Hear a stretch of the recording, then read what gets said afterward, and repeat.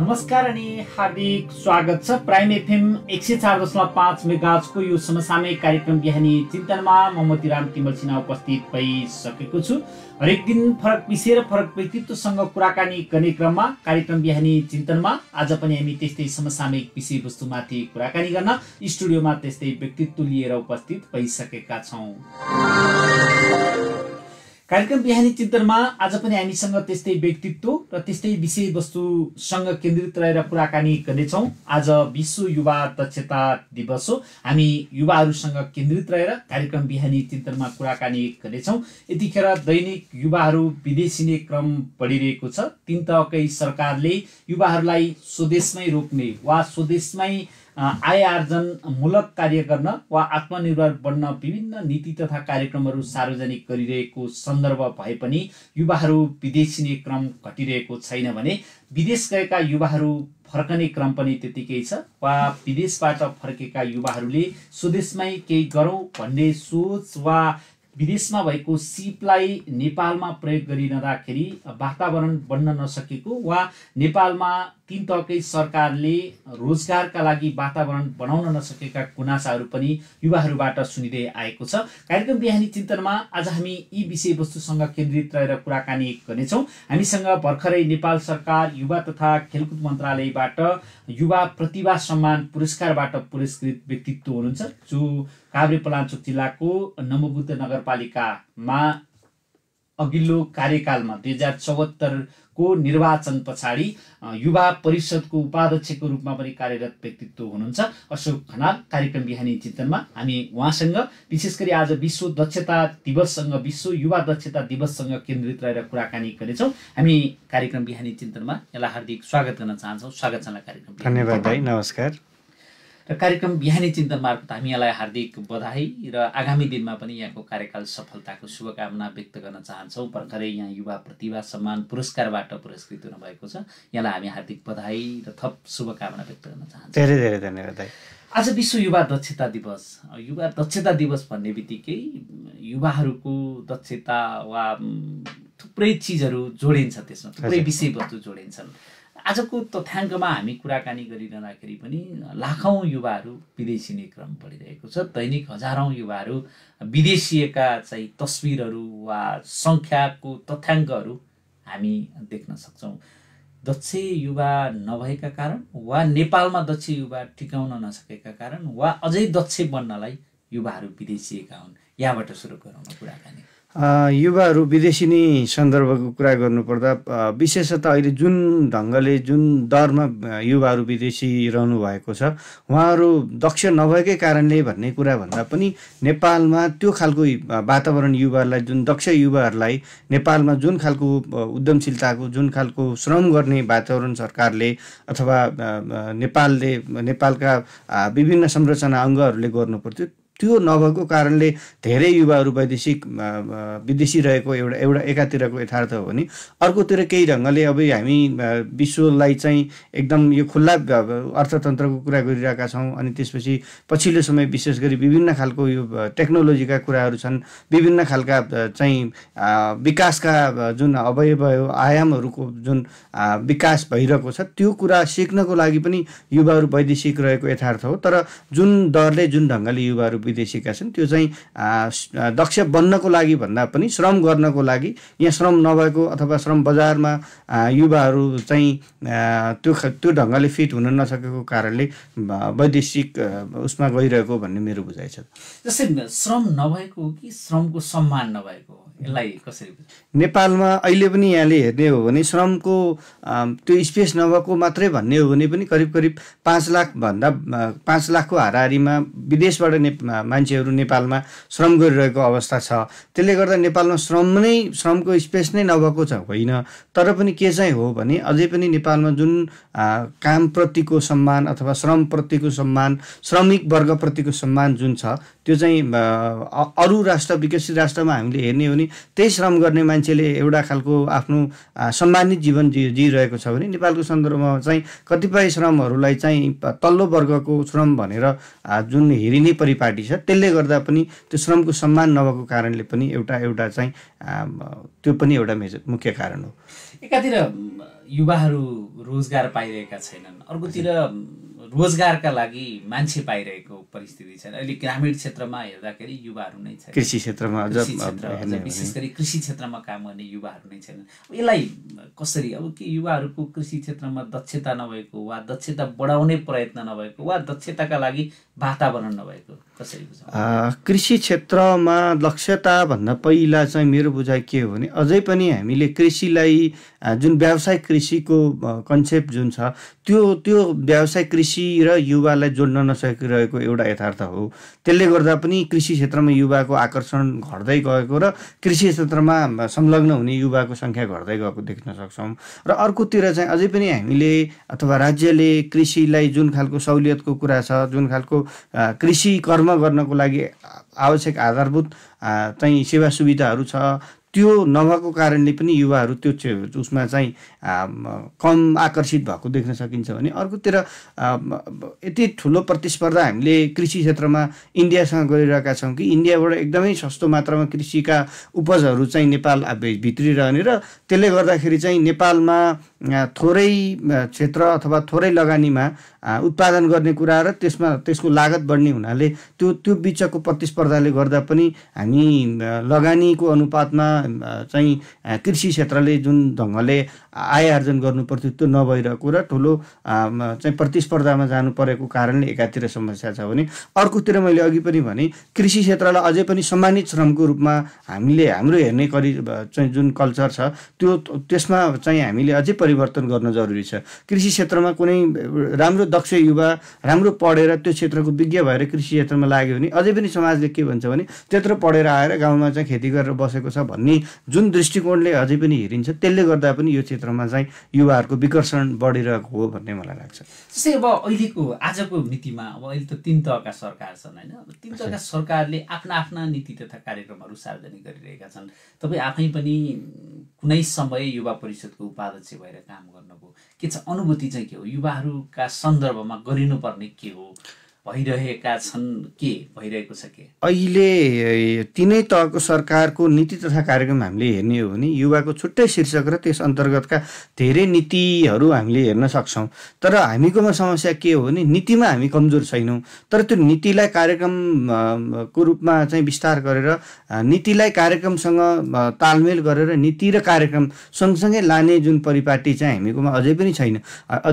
अधिकतम स्थानीय तहमा हामीले हेर्ने हो भने सबै स्थानीय तहले युवाको क्षेत्रमा जुन खालको नीति उहाँहरूले प्रस्तुत गर्नुहुन्छ त्यो नीतिलाई सही ढङ्गले हामीले कार्यान्वयनमा लान सक्ने हो र कार्यक्रममा लान सक्ने हो भने हामीले पक्कै पनि अघि भनेका धेरै समस्याहरूलाई हल गर्न सक्छौँ। तर हामीकोमा नीतिमा एकदमै धेरै नीति हामीले ल्याउँछौँ, कार्यक्रममा ढाल्दा त्यसको 1/3 पनि हामी कार्यक्रममा ती नीतिहरूलाई कार्यक्रमिक रूपमा अगाडि बढाउँदैनौँ र अझ बजेटमा पुग्दाखेरि अझै त्यसको नीतिको 1/3 कार्यक्रमको 1/3 कार्यक्रमको अनुपातमा 1/3 बजेट मात्रै हुने भएको हुनाले त्यो चाहिँ स्थानीय सरकारहरूको नीति हेर्दाखेरि चाहिँ एकदमै ठुलो आश लाग्दो छ, तर कार्यान्वयनमा गएर हेर्ने हो भने साँच्चै निराश लाग्दो स्थिति पनि छ। तर यद्यपि फेरि यो पनि हो के होइन भने सबैतिर निराशा मात्रै छैन। कतिपय स्थानीय तहहरूले युवाहरूलाई स्कुल तहदेखि नै उद्यमशीलतासँग जोड्ने अथवा त्यो किशोर किशोरीहरूलाई आय आर्जनसँग जोड्ने अथवा नेपाल सरकारले पनि पढ्दै कमाउँदैका कार्यक्रमहरू त्यो विषयसँग जोड्नको लागि लिएर आएको छ। तर मैले फेरि पनि भने नीतिको अनुपातमा कार्यक्रम र कार्यान्वयन नभएको कारणले चाहिँ अझै त्यो अवस्थाबाट हामी अगाडि बढ्न सकिरहेका छैनौँ। खास प्राथमिकीकरण चाहिँ किन परेन? कि राज्यमा बस्ने वा नेतृत्व गर्नेहरूले युवालाई ठ्याक्कै पन्छाएको वा त्यो प्राथमिकीकरण चाहिँ किन भएन? प्राथमिकीकरणको चाहिँ मेरो आफ्नै बुझाइ के हो भने यसलाई दुईटा ढङ्गले हेर्नुपर्छ जस्तो लाग्छ। एउटा चाहिँ स्थानीय सरकारको प्राथमिकतामा युवा कम किन पर्यो भने अझै पनि हाम्रो समुदायको अथवा हाम्रो बुझाइ अथवा हाम्रो डिमान्ड के हुन्छ भने सबैभन्दा पहिला चाहिँ हामी समृद्ध हुनुको एउटा मानक चाहिँ यातायात हो भन्ने अझै बुझाइ छ। हुन चाहिँ यातायात पनि एउटा समृद्धिको मानक हो, तर त्यो यातायात क्षेत्र सञ्चालन गर्नको लागि त फेरि पनि पुँजीको आवश्यकता पर्छ, उत्पादनको आवश्यकता पर्छ, अथवा उत्पादन पुँजी त्यो बिना त कुनै पनि क्षेत्रको विकास अर्थपूर्ण हुँदैन। त्यही भएर अझै पनि ग्रामीण क्षेत्रमा अथवा हामीले स्थानीय तहको योजनामा हामीले हेर्ने हो भने धेरै अरू विकास निर्माणका कुराहरू बढी प्राथमिकतामा पर्छन् र समुदायको डिमान्ड पनि त्यो हुन्छ। युवा क्षेत्र चाहिँ बिस्तारै दोस्रो तेस्रो प्राथमिकतामा पर्ने हुनाले पनि सरकारले जनताको जे डिमान्ड छ त्योतिर ढल्केको हो कि भन्ने लाग्छ। र अर्को चाहिँ सङ्घ प्रदेशले पनि जुन ढङ्गले युवाको सिप विकास गर्नुपर्थ्यो अथवा युवाको क्षेत्रमा जुन ढङ्गले काम गर्नुपर्थ्यो त्यो प्राथमिकता चाहिँ अझै पनि नपरेको, किनभने नीति निर्माण तहमा र कार्यान्वयन तहमा युवाको त्यो खालको सहभागिता अझै पनि कम छ। र जुन वर्ग नेतृत्वमा रहन्छ त्यो वर्गले पहिला आफ्नो वर्गको बारेमा सोच्छ, त्यो ह्युमन नेचर पनि हो, त्यो हिसाबले पनि प्राथमिकता कम परेको छ। यद्यपि अब पछिल्लो समय हामीले हेर्ने हो भने यहाँले अघि नै पनि भन्नुभयो स्थानीय तहहरूले युवा परिषद अथवा युवा खेलकुद परिषद अथवा अरू कुनै त्यस्तो खालको संरचना मार्फत युवाहरूलाई नीति निर्माण र नेतृत्व तहमा ल्याएर युवाका सवालहरू सम्बोधन गर्नको लागि पनि सुरुवात चाहिँ गरेको देख्न सक्छौँ। त्यो सुरुवात भएको छ। तपाईँको कार्यकालमा केही त्यस्ता भए?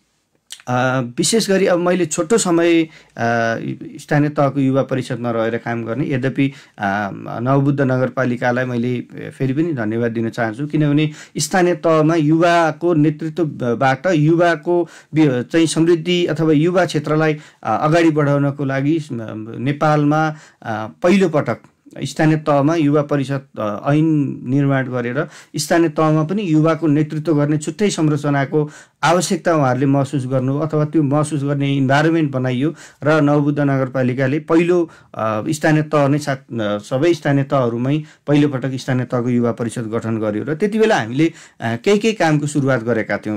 म मात्रै भन्दा पनि मसँग एउटा युवाहरूको टिम पनि युवा परिषदको टिम थियो। विशेष गरी त्यति बेला हामीले एउटा चाहिँ युवाको क्षमता विकासको पाटोमा सुरुवात गऱ्यौँ। युवाहरूलाई एउटा तहको युवालाई 16 देखि 25 वर्षसम्मको युवाको चाहिँ उनीहरूको आवश्यकता र उनीहरूको उमेर अनुसार विशेष गरी क्षमता विकासका कार्यक्रमहरू उनीहरूलाई सशक्तिकरण गर्ने, उनीहरूलाई राज्यप्रति उत्तरदायी बनाउने, उत्पादनसँग जोड्नलाई त्यो उमेर समूहदेखि सुरुवात गर्ने भनेर उहाँहरूलाई सङ्गठित गर्दै सशक्तिकरणका अभियानहरू कार्यक्रमहरू सुरुवात गऱ्यौँ भने 25 देखि 40 वर्षको युवालाई चाहिँ अब सशक्तिकरण सँगसँगै आय आर्जनसँग जोड्नुपर्छ भनेर हामीले नगरपालिकाले सिपमूलक तालिमहरू उहाँहरूलाई उद्यमशीलताका तालिमहरू त्योबाट सुरुवात हामीले गरेका थियौँ। भने अर्को महत्त्वपूर्ण कुरा चाहिँ राष्ट्रिय युवा परिषदसँग हामीले सहकार्य गरेर त्यति बेला अहिले पनि यहाँले त्यसको कन्सेप्ट चाहिँ सार्वजनिक माध्यममा हेर्न सक्नुहुन्छ, युथ इनोभेसन एन्ड इक्युबेसन सेन्टर भनेर पहिलोपटक नेपालमा राज्यको तर्फबाट त्यो खालको एउटा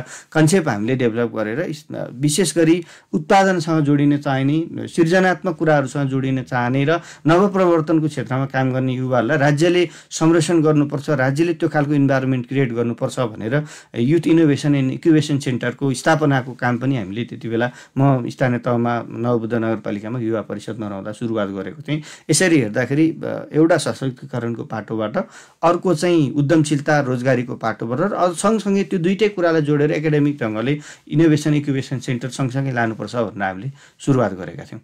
जस्तै त्यसको निरन्तरता चाहिँ के हुने रहेछ? जस्तै यहाँले सुरु त गर्नुभयो, अहिले आजको दिनसम्म आइपुग्दा त्यसका सुरुवाती वा निरन्तरता चाहिँ हुन्छ कि हुँदैन? अब मैले यो विषय यहाँ भन्न हुन्थ्यो कि हुँदैन थियो एउटा पाटो रहला, तर पनि अझै पनि हाम्रो राजनीतिक नेतृत्व राजनीतिक चेत चाहिँ के छ भने युवा भनेको चाहिँ युवालाई भनेको चाहिँ अरूले सहयोग गर्नुपर्ने वर्ग अथवा अरूको अन्डरमा रहनुपर्ने वर्ग भन्ने छ। र स्थानीय तहमा म पछाडि अब चाहिँ जुन युवा परिषद गठन भयो, मलाई जहाँसम्म लाग्छ आजसम्म त्यो रिफर्मेसन पनि भएको छैन।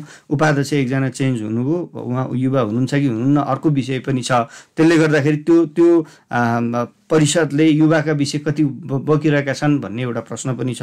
र अर्कोतिर चाहिँ अझै पनि हाम्रो परिपाटी के छ भने एउटा कुनै संरचनामा विशेष गरी अझ बढी चाहिँ राजनीतिक विषयसँग जोडिएका संरचनाहरूमा सुरुवात भएका सकारात्मक कामहरूलाई त्योभन्दा पछाडि आउने नेतृत्वले त्यसलाई अपनत्व लिने, त्यसलाई निरन्तरता दिने खालको जुन परिपाटी नदिने खालको जुन परिपाटी छ, त्यसले गर्दाखेरि जति काम हामीले सुरुवात गऱ्यौँ मलाई लाग्दैन कि ती कामहरू अहिलेको युवा परिषदले त्यसलाई क्यारी गरेको छ अथवा त्योभन्दा राम्रो काम चाहिँ सुरुवात गरेको छ भन्ने छ।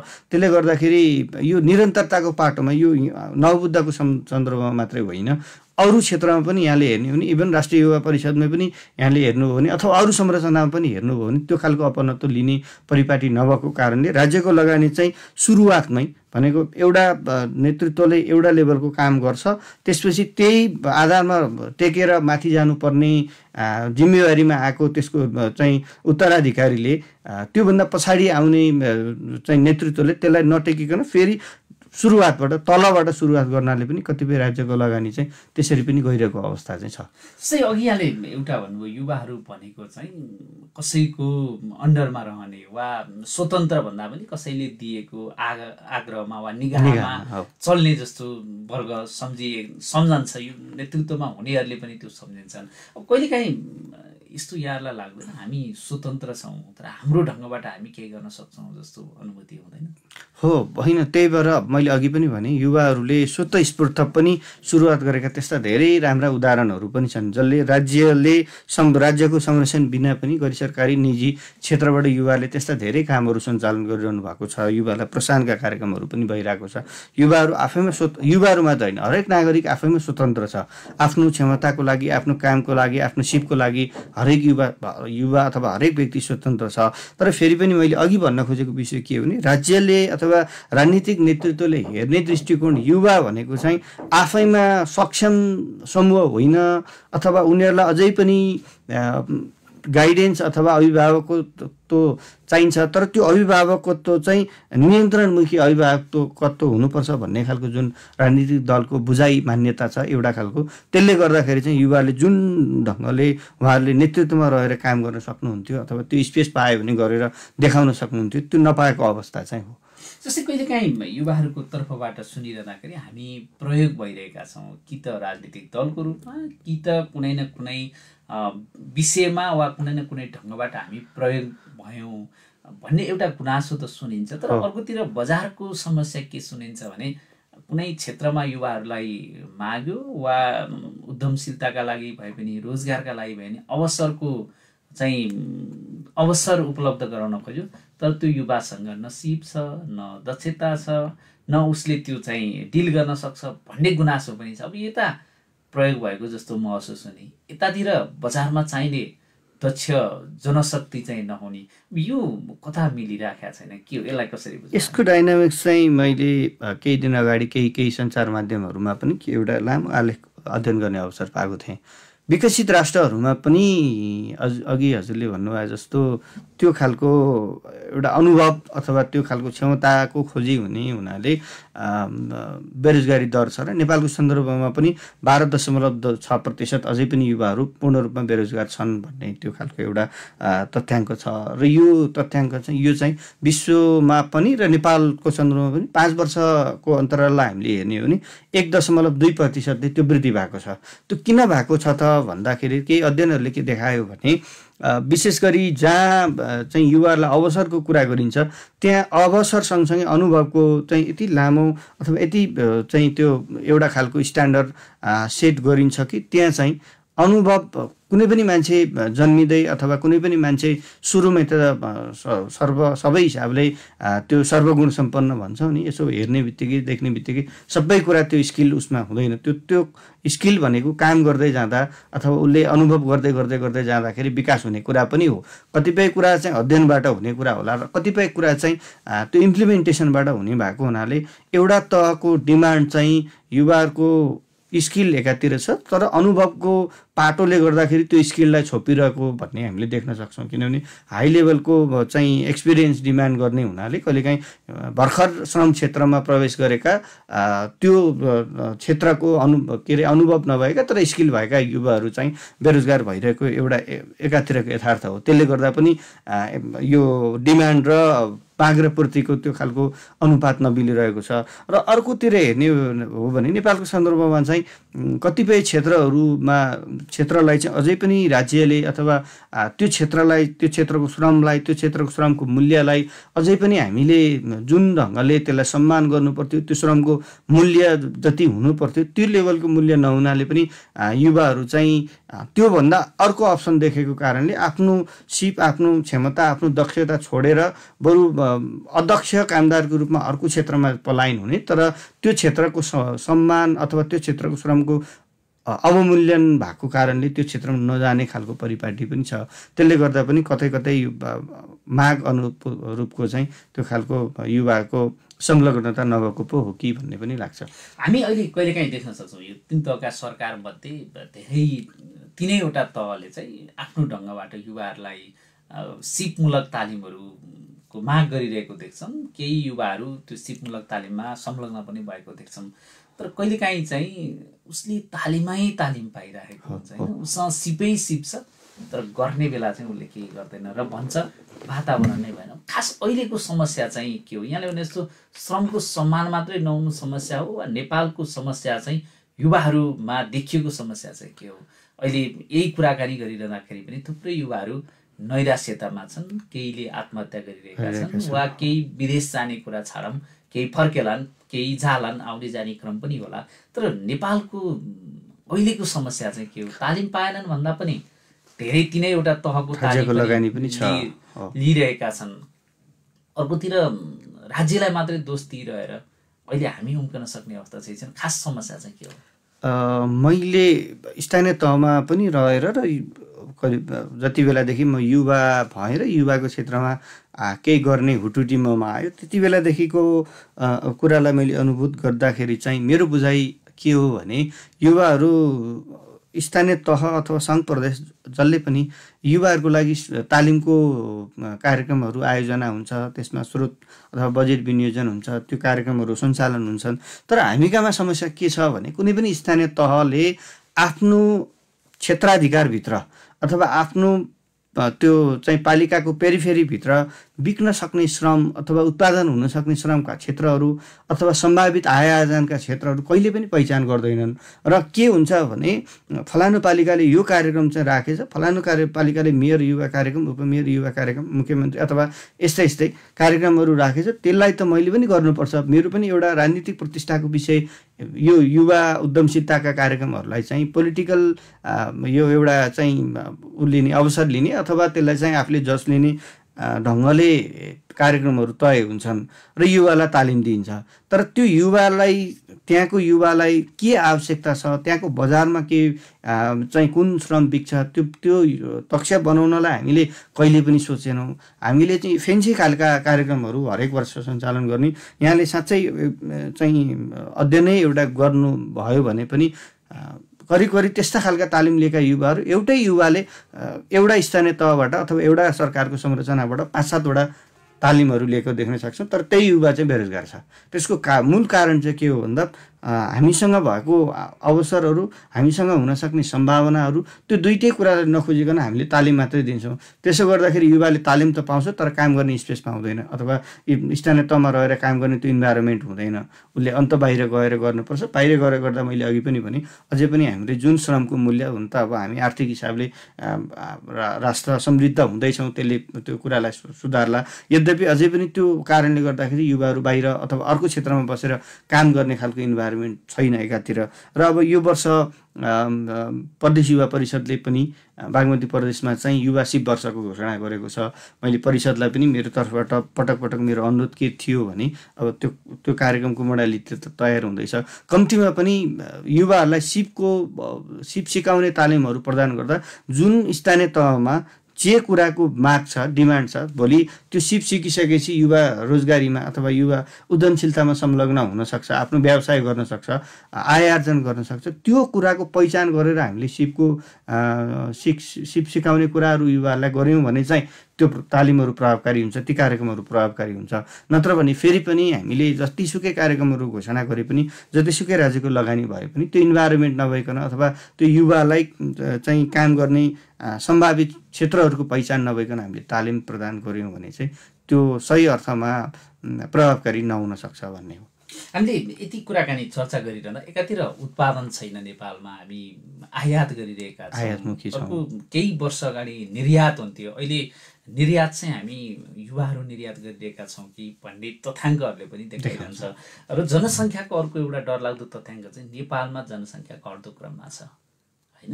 एकातिर हामी गाउँ रित्तिएको महसुस गर्छौँ, अर्कोतिर जनसङ्ख्याको दर पनि घटिरहेको छ। हामीले चर्चा गरे जस्तो अब गर्नुपर्छ के, अघि हामीले थोरै त चर्चा गऱ्यौँ यी समग्र विषयमा समृद्ध नेपाल सुखी नेपाली भन्ने जुन राष्ट्रको एउटा लक्ष्य पनि छ, त्यो लक्ष्यमा पुग्न अहिलेकै वातावरणले, अहिलेकै तयारीले सम्भव छ युवाहरूलाई रोक्न वा युवाहरूलाई यो क्षेत्रमा लगाउन र आयात विस्थापित गरेर निर्यात गर्नलाई? म यहाँले 2-3टा विषय उठान गर्नु, म सुरुवातदेखि जान्छु। नेपालमा अहिलेको तथ्याङ्क हामीले हेर्ने हो भने युवा करिब करिब अघिल्लो दशकभन्दा 2% भन्दा अझ बढीले युवाको, हामी 42% भन्दा अझ बढी 16 देखि 40 वर्ष उमेरसम्मको जनसङ्ख्या नेपालको जनसङ्ख्या छ। तर पछिल्लो एक आर्थिक वर्षमा मात्रै हामीले यो आज आर्थिक वर्षको अन्तिममा छ, यो आर्थिक वर्षको तथ्याङ्कलाई हेर्ने हो भने विगत 10 आर्थिक वर्षको 10 महिनामा 6.5 लाख भन्दा बढी युवाहरू चाहिँ रोजगारीको लागि मात्रै विदेशीको तथ्याङ्क छ भने त्यस्तै अनुपातमा यहाँबाट अध्ययनको लागि भनेर जाने युवाहरूको त्यो सङ्ख्या पनि अझै छ। भनेको यो आर्थिक वर्षमा करिब करिब 8 लाख युवाहरू वैदेशिन्छन् भन्ने त्यो एउटा खालको अनुमान थियो भने त्यही मात्रामा अध्ययनको लागि भनेर युवाहरू वैदेशिक के अरे विदेशमा गइरहेको एउटा तथ्याङ्क छ। तर यहाँले भन्नुभयो जस्तो युवालाई यहीँ रोक्ने र समृद्ध नेपाल सुखी नेपाली समृद्ध नेपालको जुन लक्ष्य सरकारले लिएको छ त्यसको निम्ति चाहिँ सुरुवात कहाँबाट गर्नुपर्छ भन्ने मलाई लाग्छ भने त्यसको सुरुवात चाहिँ फेरि पनि हाम्रो एउटा परिपाटी चाहिँ राज्यलाई मात्रै दोष दिने, राज्यलाई मात्रै प्रश्न गर्ने, तर आफूतिर फर्केर प्रश्न नगर्ने, आफूले आफैलाई अनुगम त्यो खालको एउटा खालको चाहिँ आफूले आफैलाई नहेर्ने अथवा आफूले आफैलाई विश्लेषण नगर्ने परिपाटी पनि छ। त्यसले गर्दा सुरुवात चाहिँ परिवारबाट हुनुपर्छ जस्तो मलाई लाग्छ। किनभने परिवारमै अहिले हामी एकदम मध्यम आर्थिक अवस्था भएको परिवारमा जाने हो भने 6 कक्षा पढ्दै गरेको एउटा विद्यार्थीले अब म नेपाल बस्ने 6 वर्ष बाद मात्रै बाँकी छ भन्ने खालको मेन्टालिटी चाहिँ हामीले उसमा विकास गराइरहेका छौँ। त्यसले गर्दाखेरि सुरुवात चाहिँ परिवारबाट गर्नुपर्छ।